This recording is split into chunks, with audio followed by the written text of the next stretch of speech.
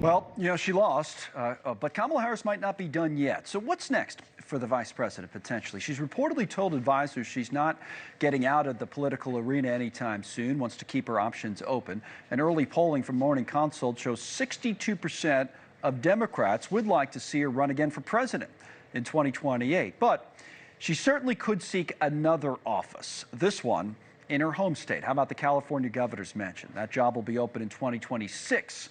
When Gavin Newsom's term is up, he's not eligible to run for re-election. And there was another poll that found nearly half of California voters would likely support her if she threw her hat into that ring.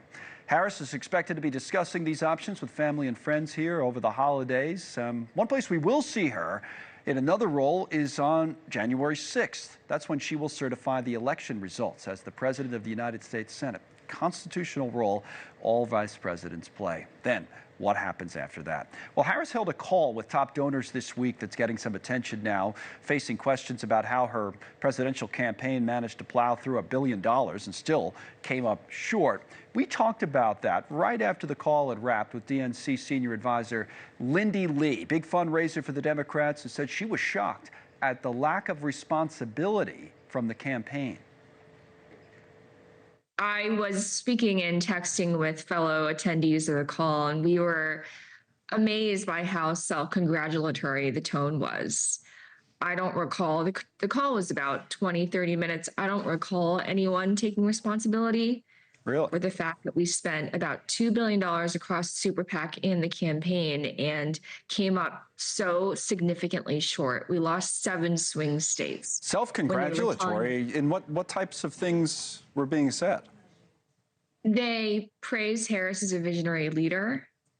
I believe at one moment during the call, she was talking about her Thanksgiving recipe. And I don't say this with any malice or anything. I'm just merely conveying what happened. I think I was stunned to hear that, given just the extent and brutality of the loss and the fact that DNC staffers, at least two-thirds have been fired summarily. And a lot of them are at a loss as to what to do.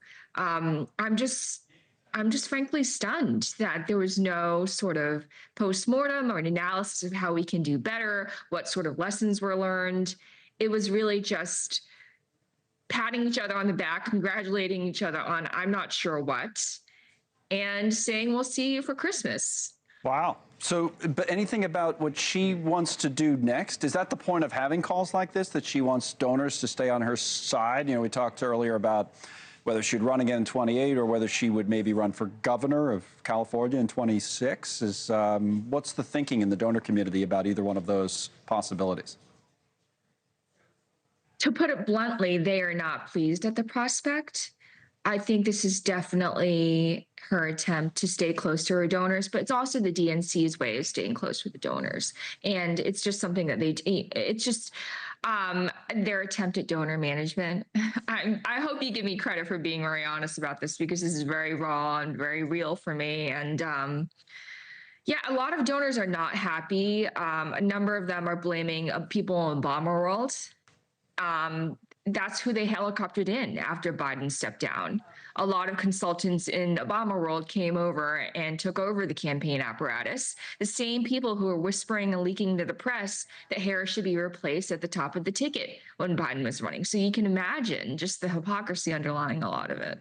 Thanks so much for watching. Just go to joinnn.com to find News Nation on your television provider. And don't forget to click the red subscribe button below to get more of News Nation's fact-driven, unbiased coverage.